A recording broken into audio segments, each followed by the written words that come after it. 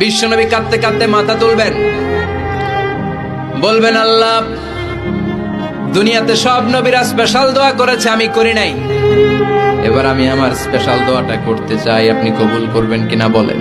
আল্লাহ বলবেন, নবী কি আপনার দোয়া বলেন?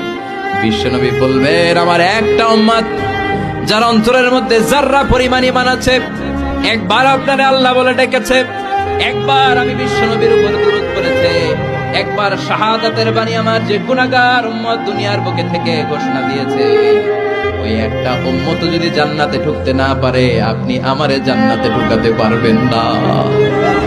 আল্লাহ বলবেন, সাল তুতা, সাল সাল তুতা, ওয়াশফা তুশাফা, শাফাত করেন নবী করেন, যার জন্য দোয়া করবেন আমি কবুল করে নেব।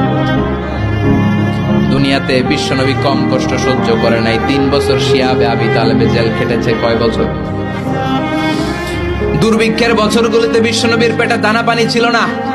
কলিজার টুকরা হাসান হুসাইন কই মাছের মতো ছটফট করেছে, জামিনে ক্ষুধার জ্বালায় বেহুশ হয়েছিল। বিশ্বনবী যদি ওই স্পেশাল দোয়াটা করতেন, জান্নাত থেকে খাবারের বস্তা পাঠিয়ে দিত